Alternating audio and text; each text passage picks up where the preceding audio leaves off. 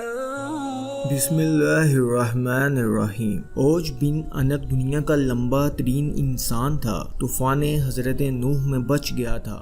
طوفان نوح میں اوج بن انق کے علاوہ کوئی بھی غرق ہونے سے نہ بچ سکا، ماں سوائے جو لوگ کشتی میں نوح علیہ السلام کے ساتھ سوار ہوئے تھے۔ اس کی نجات کا سبب یہ تھا کہ حضرت نوح کو کشتی بنانے کے لیے ساگوان کی لکڑی کی ضرورت تھی، مگر اس کو اٹھا کر لانا ممکن نہیں تھا۔ اوج بن انق وہ لکڑی شام سے اٹھا کر لایا تھا۔ اللہ تعالیٰ نے اس کے عمل کو قبول کیا اور اسے غرق ہونے سے نجات دی۔ بعد ازاں جب فرعون کے دریائے نیل میں غرق ہونے کے بعد جب بنی اسرائیل کی قوم اس کے ظلم و جبر سے نجات پا گئی تو اس کے کچھ عرصے بعد اللہ تعالیٰ نے حضرت موسیٰ علیہ السلام کو حکم دیا کہ ملک شام کی سرزمین سے ظالم لوگوں کو نکال دو اور خدا کی راہ میں دشمنوں سے جہاد کرو، اور اپنی قوم میں سے 12 افراد کو 12 قبیلوں پر سردار مقرر کرو تاکہ یہ سب اپنے سرداروں کے تابع رہیں اور اللہ کے احکام کی پابندی کرتے رہیں۔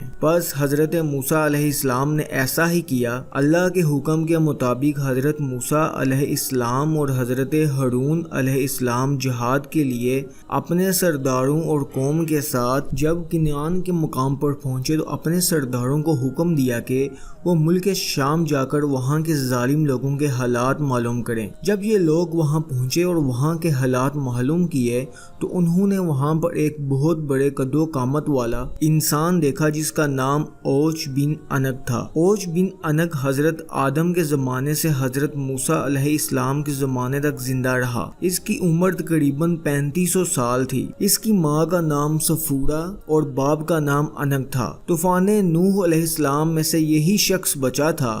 اپنے طویل قد کی وجہ سے یہ شخص سمندر میں کھڑا ہوتا تو پانی اس کے ٹہنوں تک ہوتا۔ کہتے ہیں کہ اوج بن انق سمندر سے مچھلیاں پکڑ کر آسمان کی طرف کرتا اور سورج کی تپش سے مچھلیاں بون کر کھاتا تھا۔ اوج بن انق نے جب ان سرداروں کو دیکھا تو ان سے معلوم کیا تم کہاں سے آئے ہو اور کہاں جا رہے ہو۔ ان سرداروں نے جب اپنا حال بیان کیا تو اس نے ان سب کو پکڑ لیا اور اپنی بیوی کو دکھانے کے لیے لے گیا اور اپنی بیوی سے کہنے لگا دیکھو یہ سب میرے ساتھ لڑنے کے لیے آئے ہیں۔ یہ کہہ کر انہیں زمین پر رکھ دیا اور انہیں چیونٹی کی طرح پاؤں سے مسلنے لگا۔ تو اس کی بیوی نے کہا ان کو چھوڑ دو، یہ کمزور اور ناتواں ہیں، خود بخود چلے جائیں گے، تجھ کو انہیں مارنے سے کیا فائدہ ہوگا۔ بس یہ سردار ظالموں اور جابروں کی کثرت سے ڈر گئے۔ واپس آ کر انہوں نے ملک شام کی ساری باتیں اور دشمن کی قوت کے بارے میں حضرت موسیٰ علیہ السلام کو بتایا، اور جو نشانیاں وہ لے کر آئے وہ حضرت موسیٰ علیہ السلام کو پیش کر دیں۔ حضرت موسیٰ نے اپنے سرداروں سے کہا کہ یہ باتیں اپنی قوم کے لوگوں کو مت بتانا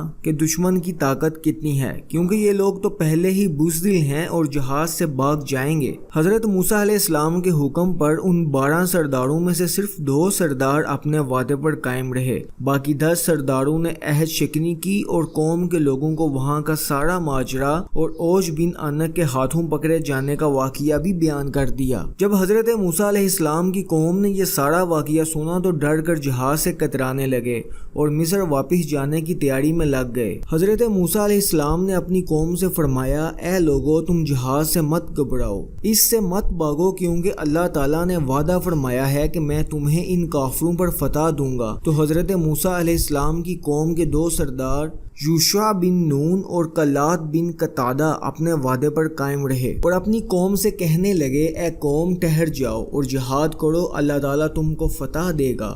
اور حضرت موسیٰ علیہ السلام نے وعدہ کیا ہے کہ اللہ تعالیٰ تم کو ضرور فتح دے گا اور ان کو ہلاک کرے گا جس طرح فرعون کو ہلاک کیا تھا۔ جب تم لوگ اللہ پر یقین رکھتے ہو تو اس پر بھروسہ کیوں نہیں کرتے؟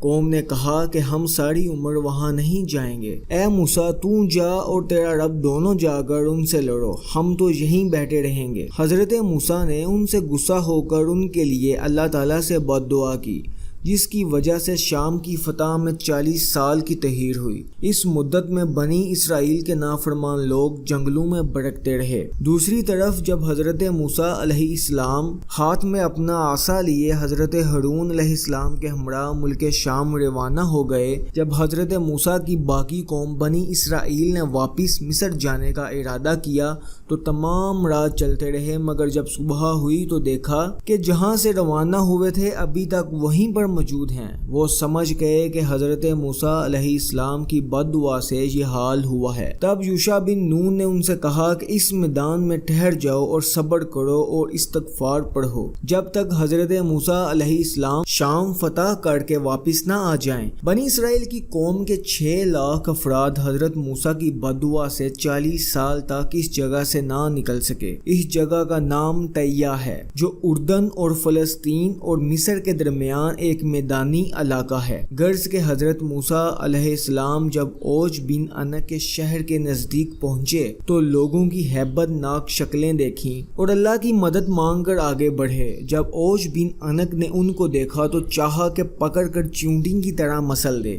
اور کہنے لگا، تو بنی اسرائیل کا وہی سردار ہے جس نے فرعون کو اس کی فوج کے ساتھ دریائے نیل میں غرق کر دیا تھا؟ یہ کہہ کر اس نے حضرت موسیٰ پر حملہ کر دیا۔ حضرت موسیٰ علیہ السلام نے اچھل کر اپنا عصا اوج بن عنق کے ٹہنے پر مارا جس سے وہ گر کر ہلاک ہو گیا۔ کہا جاتا ہے کہ اوج بن عنق کی لاش کئی سالوں تک وہیں پڑی رہی۔ اس عرصہ میں اس کا جسم گل گیا اور صرف ڈھانچہ رہ گیا، اور حضرت موسیٰ علیہ السلام اور حضرت ہارون علیہ السلام جہاد سے سر ہرو ہو کر واپس لوٹے۔ سبحان اللہ۔ اگر آپ کو ہماری سٹوریز اچھی لگتی ہیں ہمارے چینل کو لائک، سبسکرائب اور سٹوریز کو شیئر کیجیے۔ آج کے لیے اتنا ہی۔ اللہ نگہبان۔ جزاک اللہ۔